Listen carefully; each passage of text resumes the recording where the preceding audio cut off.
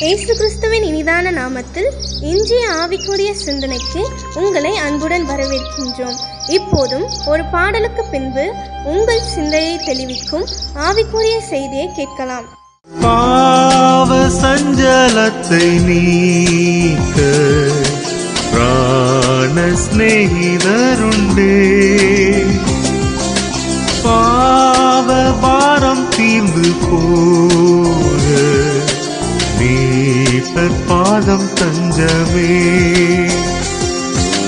சால துக்க துன்பத்தாலே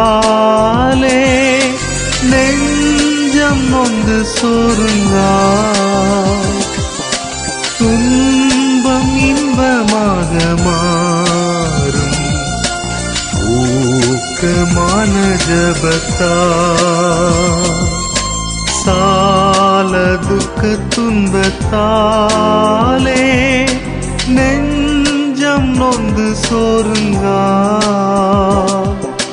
துன்பம் இன்பமாக மாறும் ஊக்கமான ஜபத்தா.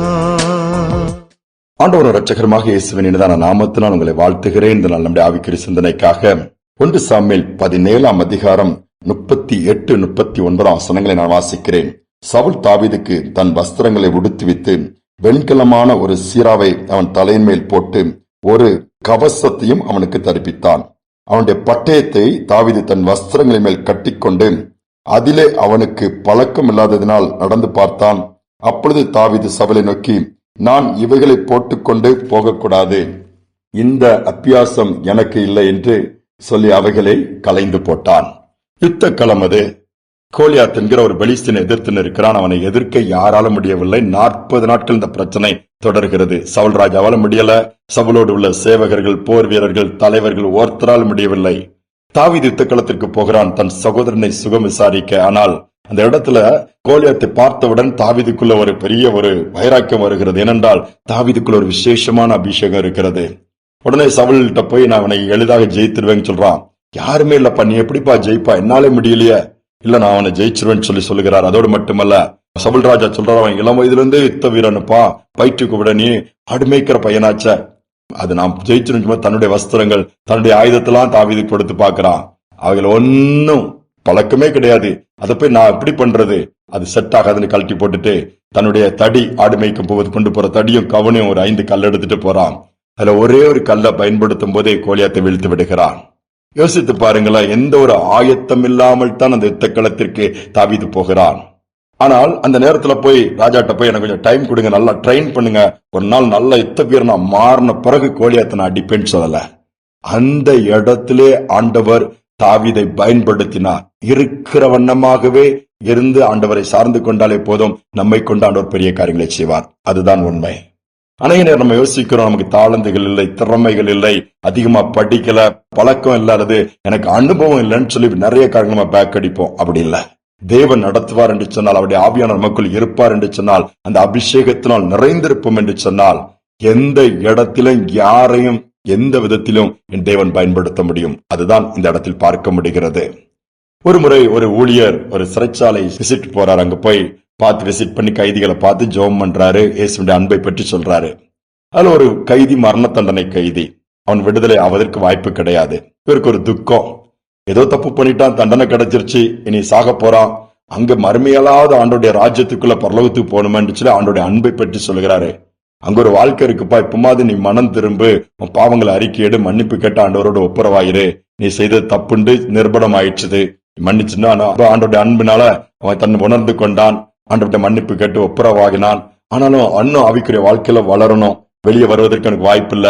உடனே விசிட் போகும்போதுலாம் அந்த ஊழியக்காரன் அவனை பார்த்து தைரியம் கொடுப்பாரு. ஒரு பைபிளை கொடுத்துட்டு போறாரு, இதை படிப்பா, என்ன ஆவிக்குரிய வாழ்க்கையில வளர முடியும், சத்தியத்தை அறிஞ்சிக்க முடியும்னு போறாரு. அடுத்த முறை வரும்போது அவன் பைபிள் அப்படியே வச்சுட்டு இருக்கிறான், திருப்பி கொடுத்துருந்தான். எனக்கு படிக்கவே தெரியல, நான் ஸ்கூலுக்கே போனது இல்லையே, இதை எப்படி படிக்கணும்னு தெரியலையே, இதை நீங்க வச்சுடுங்க, திருப்பி கொடுக்கறான்.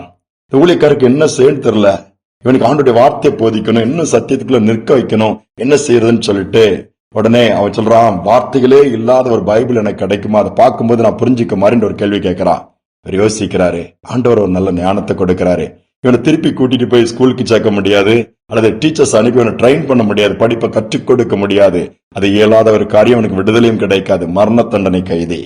உடனே என்ன பண்ணாராம், அடுத்த ஒரு போகும்போது ஒரு சின்ன புக்கை ரெடி பண்ணிட்டு போற. எப்படி தெரியுமா, அதுல 4 பேப்பர் தான் உள்ள, நல்லா பயன்படி அழகா எடுத்துட்டு போய் கையில கொடுத்தாராம். கொடுத்தவன அவன் கையில வாங்கி பாக்குறான், அந்த புரட்டி பாக்குறான். ஃபர்ஸ்ட் எடுத்தவன கருப்பு கலர் பேப்பர் இருக்குது, பிளாக்கா இருக்குது.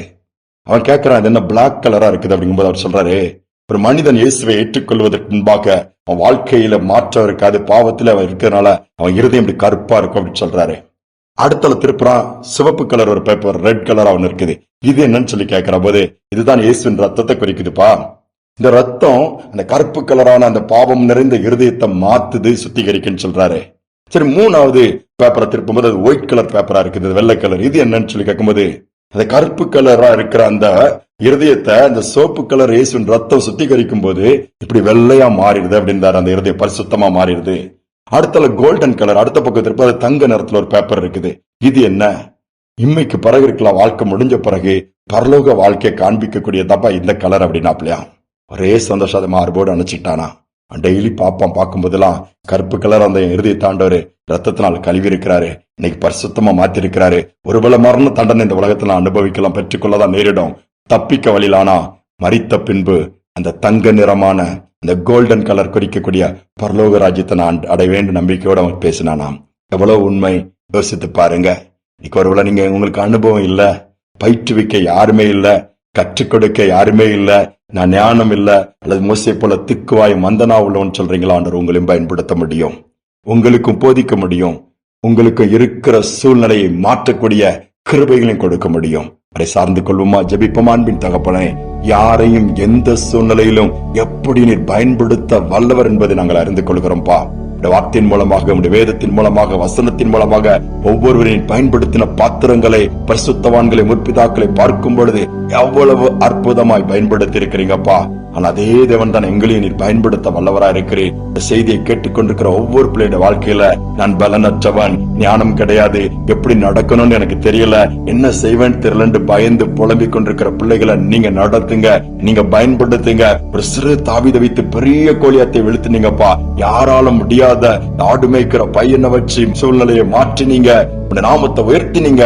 அவனமாக இதை கேட்கிற ஒவ்வொரு பிள்ளைகளும் எடுத்து பயன்படுத்துங்க. உங்க நாம மகிமைப்படட்டும். தாழ்த்தி ஒப்புக் கொடுக்கிறேன். துதிகனமை ஏற்றுக்கொள்ளும் இயேசுவின் நாமத்தில் பிதாவே, ஆமேன், ஆமேன். எந்த நபரையும் எந்த சூழ்நிலையிலும் இருக்கிற வண்ணமாகவே இருந்தாலும் கர்த்தரால் பயன்படுத்த முடியும். இந்த நம்பிக்கையோடு இந்த நாளை தொடருவோம். மீண்டுமாய் நாளை தினம் சந்திப்போம்.